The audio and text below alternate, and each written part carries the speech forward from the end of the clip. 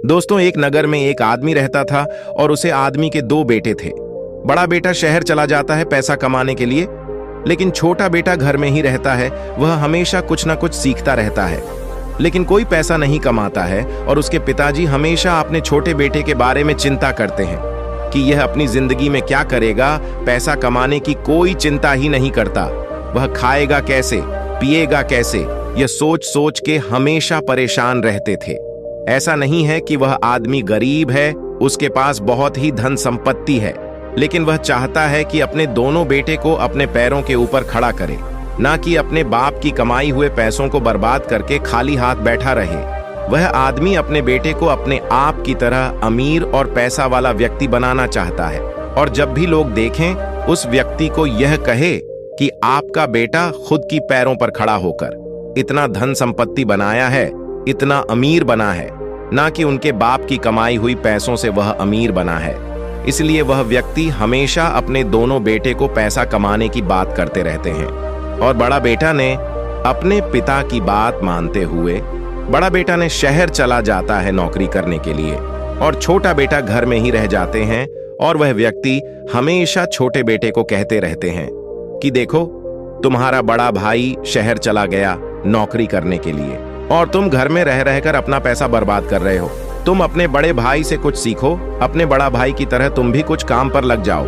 अगर अभी काम नहीं करोगे तो तुम्हारा भविष्य क्या होगा? तुम पैसा कब कमाओगे? अपना घर कैसे संभालोगे? घर सामान के लिए पैसे की होना बहुत ही जरूरत होती है, बिना पैसे से कुछ नहीं चलते हैं। यह कहकर वह व्यक्ति हमेशा तना मारते रहते हैं अपने छोटे बेटे को, लेकिन छोटे बेटे को इससे कोई फर्क नहीं पड़ता है। वह अपने काम में लगे रहता है, हालांकि उससे कोई पैसा नहीं मिलते हैं, लेकिन उसको पता है आज जो काम करेगा वह कभी ना कभी काम आएगा। भले यहां पैसा ना आए, लेकिन जो कम कर रहा है उससे कभी ना कभी जरूर पैसा कमाने का तरीका मिल जाएगा। वह यह भी सोचता है कि भले ही बड़ा भाई शहर जाकर पैसा कमा रहा है, लेकिन बड़ा भाई को कोई काम नहीं आता है, वह कोई काम सीखी ही नहीं। वह दूसरे के यहाँ काम कर रहा है, लेकिन खुद का काम नहीं कर रहा है। अगर वह व्यक्ति वहां से निकाल देता है तो क्या होगा? जब तक वहां पर है तब तक वह पैसा कमा सकता है, लेकिन जब घर आ जाएगा तब वह क्या करेगा? ना उसके पास कोई काम का एक्सपीरियंस है, ना वह कभी सीखने की कोशिश की है, और ना ही वह सीखना चाहता है। वह सिर्फ पैसा कमाना चाहता है, पैसा के पीछे भागता है। लेकिन मेरा उद्देश्य वैसा नहीं। मैं पहले काम सीखना चाहता हूँ, पैसे के पीछे नहीं भागना चाहता। एक दिन वही काम जो आज मुझे भले ही पैसा नहीं दे रहा है, लेकिन वही काम एक दिन मुझे इतना ज्यादा पैसा देगा कि मैं गिनते रहते जाऊंगा, लेकिन गिनना खत्म नहीं होगा। दोस्तों, वीडियो के अंत तक बने रहे। इस तरह से मिलते जुलते और एक आप लोगों को कहानी सुनाना चाहता हूं, जिससे आप लोगों को बहुत ही मोटिवेट मिलेगा। दोस्तों, वीडियो में नहीं है तो चैनल को सब्सक्राइब कर दीजिए, क्योंकि वीडियो तो बहुत लोग देखते हैं, लेकिन सब्सक्राइब बहुत ही कम लोग करते हैं, और लाइक भी बहुत ही लोग कम करते हैं। इसलिए लाइक और सब्सक्राइब कर दीजिए, ताकि मैं आप लोगों को अच्छे से अच्छे स्टोरी दे पाऊं। चलिए स्टार्ट करते हैं। एक नगर में घनश्याम नामक एक बहुत ही धनवान सेठ रहता था। बहुत सी संपत्ति उसे अपने पिता की विरासत में मिली थी, और कुछ संपत्ति उसने अपनी सोच और अपनी समझदारी से अर्जित की थी। सेठ के दो बेटे थे। यहाँ उसका बड़ा बेटा बहुत ही होनहार था, वही छोटा बेटा उसके व्यापार में उसकी कुछ भी मदद नहीं करता था। वह अपनी दुनिया में ही मस्त रहता था। उसे नई नई चीज सीखने का बहुत ही शौक था। कभी वह संगीत सीखने लगता तो कभी कोई दोस्ती कला सीखने लगता था। वही उसे सेठ का बड़ा बेटा व्यापार का लेन देन देखता था। सेठ को हमेशा लगता था कि मेरा छोटा बेटा मेरी संपत्ति को नष्ट कर देगा, क्योंकि वह तो बेफिजूल की चीज सीखता रहता है। वह अपने बड़े भाई से कुछ क्यों नहीं सीख लेता?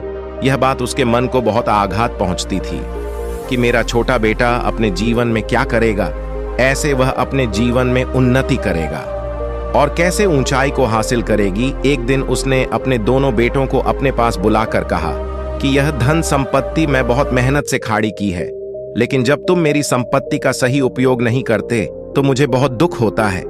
तुम अपने आप की हालत को क्यों नहीं समझते हो? अपने बड़े बेटे की तरफ इशारा करते हुए उसने अपने छोटे बेटे से कहता है कि तुम अपने बड़े भाई से कुछ क्यों नहीं सीख लेते? जरा देखो अपने बड़े भाई को, व्यापार को उसने कितना फैला दिया है। और एक तुम हो कि व्यर्थ की चीज सीखते रहते हो। तुम्हें संगीत सीखना है, अरे क्या करोगे? व्यापार में मेरा हाथ क्यों नहीं बढ़ते हैं? कोई नई चीज क्यों नहीं सीखते जिससे कि तुम अच्छा धन कमा सकूं? जीवन में धन अर्जित करने के बारे में क्यों नहीं सोचते? ये सुनकर उसके छोटे बेटे ने कहा कि पिताजी, अपने अपने जीवन में इतना धन कमाया है, इतनी संपत्ति इकट्ठा की, लेकिन आपके जीवन में कुछ मजा, कुछ आनंद या कुछ उत्साह है। आप सिर्फ धन कमाते हो और धन कमाने के पीछे आप व्यर्थ की चिंताएं करते रहते हो, जबकि आपके पास इतना सारा धन पहले से मौजूद है। पिताजी, मुझे संगीत सीखने में ही आनंद मिलता है, मेरी धन के प्रति कोई रुचि नहीं है। धन हमारे पास इतना ज्यादा है तो मेरे धन की प्रति रुचि क्यों होगी? आप खुद सोचिए। यह सुनकर सेठ तिल मिला उठा और वह अपने बेटे की तरफ उंगली करते हुए बोला कि तुम्हें लगता है कि यह संपत्ति, यह धन सब व्यर्थ है? मैंने अपनी जिंदगी में यूं ही मेहनत की क्या? तुम्हें लगता है? चलो, मैं आज से तुम दोनों भाइयों को 1 साल का वक्त देता हूं। 1 साल में तुम में से जो ज्यादा पैसा कमेगा, मैं अपनी सारी संपत्ति उसके ही नाम करूंगा। याद रखना, मैं अपनी कमाई हुई संपत्ति को यूं ही बर्बाद करने के लिए तुम्हारे हाथों में नहीं दे सकता। अगर 1 साल के अंदर तुमने साबित नहीं किया तो मैं यह सारी संपत्ति तुम दोनों में से किसी को नहीं दूंगा। यह सुनकर उसके छोटे बेटे को बहुत ही दुख हुआ। उसे लगा कि पिताजी के पास इतनी संपत्ति है, लेकिन फिर भी पता नहीं पिताजी क्यों संपत्ति को ही इतना महत्व देते हैं। लेकिन उसने अपने पिता की खुशी के लिए उनकी शर्त मंजूर कर लेता है। 1 साल का वक्त शुरू हो चुका था। सेठ का बड़ा बेटा तो पहले से ही अपना व्यापार जमा कर बैठा हुआ था। उसे तो कोई समस्या नहीं थी, वह तो अपना धन कमा रहा था। लेकिन छोटा बेटा अभी संगीत के पीछे ही लगा हुआ था। उसे कोई चिंता नहीं थी कि 1 साल में कितना धन कमा पाता हूं या कितना धन नहीं कमा पाता। वह तो बस अपने संगीत सीखने के मग्न में रहता था। धीरे धीरे समय के साथ बड़े भाई को लगने लगा था कि सारी संपत्ति मेरे हिस्से में आने वाली है, इसलिए वह निश्चित होकर अपना व्यापार कर रहा था। और वही सेठ का छोटा बेटा इन सब चीजों से अभी बिल्कुल बेखबर था। उसे कोई चिंता नहीं थी कि उसके हिस्से में कितनी जायदाद आएगी या नहीं आएगी। लेकिन जैसे जैसे समय बीतने लगा और 1 साल का वक्त नजदीक आ चुका था, तभी एक चमत्कार हुआ। किसी ने नहीं सोचा था कि ऐसा हो सकता है। यहां तक कि उसे सेठ के छोटे बेटे ने भी ये नहीं सोचा था कि उसकी किस्मत इस तरीके से अचानक बदल जाएगी। एक दिन वह जब अपनी संगीत की रियाज कर रहा था तो उसे शहर का सबसे बड़ा कलाकार वहीं से गुजर रहा। तभी उसे कलाकार ने उसे सेठ के छोटे बेटे को संगीत बजाते हुए और खाते हुए देखा, और वह कलाकार उसकी संगीत से इतना प्रभावित हो उठा कि उसे अपनी आने वाली फिल्म में संगीतकार का पद सौंप दिया। संगीतकार उसे जमाने में भी बहुत ही ऊंचा पद माना जाता था, इसलिए अचानक से सेठ के छोटे बेटे की किस्मत बदल चुकी थी। अब उसके पास धन की कोई कमी नहीं थी। जब भी कोई नया संगीत गाता तो वह उसे बहुत धन अर्जित कर लेता था। इसीलिए बहुत ही कम समय में सेठ का छोटा बेटा बहुत धनवान बन चुका था। उसे संभव के साथ बेहद खुशी भी हुई। उसे कभी लगता नहीं था कि उसका छोटा बेटा जीवन में इतना कामयाब हो सकता है, लेकिन अपने छोटे बेटे की कामयाबी की वजह से सेठ को अपने सिद्धांतों पर शक होने लगा था। उसने जो धन कमाने के सिद्धांत बना रखे थे, वह सारे सिद्धांत ठहरे थे। उसने सीखा था कि जीवन में अगर धन अर्जित करना है तो कड़ी मेहनत करनी पड़ेगी। लेकिन उसके छोटे बेटे ने यह साबित कर दिया था कि बिना मेहनत किए धन अर्जित किया जा सकता है। आप अपनी रुचि के हिसाब से काम करते हुए भी धन संपदा पैदा कर सकते हैं। इसलिए जब सेठ को विश्वास हो चला कि उसका छोटा बेटा धन कमाने के मामले में उससे भी ज्यादा सोच रखता है, तो एक दिन उसने अपने दोनों बेटों को अपने पास बुलाया। उसने अपने बड़े बेटे से कहा कि बेटा, आज जो बात मैं तुमसे कहने वाला हूं, उसे बात का तुम्हें बुरा भी लग सकता है, लेकिन अगर तुम अपने अहंकार को बराबर में रखकर सोचोगे तो तुम्हें यह एहसास होगा कि तुम्हारा छोटा भाई धन कमाने के मामले में तुमसे और मुझे भी ज्यादा समझ रखता है। यह बात मुझे आज तक पता नहीं थी, लेकिन अब मैं यह बात अच्छे से महसूस कर सकता हूं कि तुम्हारा छोटा भाई धन कमाने के लिए तुम्हें कुछ आसान तरीका बता सकता है। इसीलिए तुम अपने छोटे भाई किसी को छोटे में मत लेना। उसकी सिक को बड़े गौर और बड़े ध्यान से सुना, क्योंकि वह तुम्हारी जिंदगी को एक नई दिशा दे सकता है। इसके बाद उसने अपने छोटे बेटे को संबोधित करते हुए कहा कि बेटा, मुझे तो हमेशा यही सिखाया गया था कि जब तुम ज्यादा मेहनत करोगे तो ही तुम ज्यादा धन कमा पाओगे, लेकिन तुमने इस बात को गलत साबित कर दिया है। तुम बताओ, तुम्हारे हिसाब से एक इंसान जल्दी पैसा कैसे कमा सकता है? यह सुनकर उसके छोटे बेटे ने कहना शुरू किया। उसने कहा कि पिताजी, मैंने जीवन में कभी भी धन के बारे में सोचा ही नहीं था। मैं तो बस अपनी कला के बारे में ही हमेशा सोचता था। मुझे धन कमाने के कोई तरीका नहीं पता, या ये कह सकते हैं कि किस्मत से मुझे यह काम मिल गया है जिससे कि मैं इतना सारा धन कमा लिया है। अगर आप सच में जानना चाहते हैं कि मेरी धन के मामले में क्या सोच है, तो मैं आपको एक बात बताना चाहता हूँ। मैं सिर्फ अपनी कला को सिखाने में ही ध्यान दिया है। मुझे संगीत सीखने में मजा आता था। मैं पैसा कमाने के लिए संगीत नहीं सिखाता था, बल्कि मुझे इसमें मजा आता था। मैं अपनी खुशी के लिए संगीत सीखना था। मुझे खुद भी पता नहीं था कि मैं इतना बड़ा संगीतकार भी बन सकता हूँ, लेकिन कहते हैं कि आपकी कला आपको कभी भूखा नहीं रहने देती। इसीलिए मैं धीरे धीरे वह कला सिखाता रहा और मैं एक अच्छा संगीतकार बन गया। मानता हूँ कि कला को सीखने में मुझे टाइम लगा है, लेकिन यह भी सत्य है कि कला सीखने का काम एक दिन या एक महीने का नहीं होता। इसके लिए धीरे धीरे समय देना पड़ता है और समय के साथ साथ आपकी कल जवान होती जाती है। इसलिए इंसान को हमेशा धन कमाने से पहले कोई कल अर्जित करनी चाहिए, कोई कल्प बनानी चाहिए। बिजनेस, संगीत एक्टिंग या कोई खेल भी हो सकता है। यह अनेक प्रकार की कला ही तो है। अक्सर इंसान कला सीखने पर ध्यान नहीं देता। वह शुरुआत से ही समाज के स्वभाव में, अपने घर वालों के दबाव में अपना पूरा ध्यान धन अर्जित करने में ही लगा देता है, जिसकी वजह से शुरुआत में हो सकता है कि वह थोड़ा धन काम तो लेता है, लेकिन लंबे समय के लिए वह ज्यादा धन नहीं कमा पाता, क्योंकि उसने कभी भी कोई गलत सीखने पर ध्यान नहीं दिया। पिताजी, इससे एक बात और निकलकर सामने आती है कि कभी भी धन कमाने के लिए कोई शॉर्टकट नहीं अपनाना चाहिए। शॉर्टकट या सट्टा बाजार आपको एक बार पैसा दिला सकता है, लेकिन अगर आपको लगातार पैसा कमाना है तो शॉर्टकट आपकी इसमें कुछ मदद नहीं कर सकता, क्योंकि किस्मत आपकी एक बार साथ दे सकती है, 2 बार दे सकती है, लेकिन हर बार आपकी किस्मत आपका साथ दे यह जरूरी नहीं है। इसीलिए ना ही शॉर्टकट अपना और ना ही अपनी किस्मत के भरोसे बैठो। हमेशा इंसान को नजदीक के फायदे की बजाय दूर के नुकसान के बारे में सोचना चाहिए। कई बार हम ऐसे फैसले ले लेते हैं जो वर्तमान में तो हमें थोड़ा फायदा पहुंचाते हैं, लेकिन लंबे समय में वह हमें बहुत ज्यादा नुकसान पहुंचा। इसके बाद उसने कहा कि पिताजी, कभी भी पैसे को बांध कर नहीं रखना चाहिए।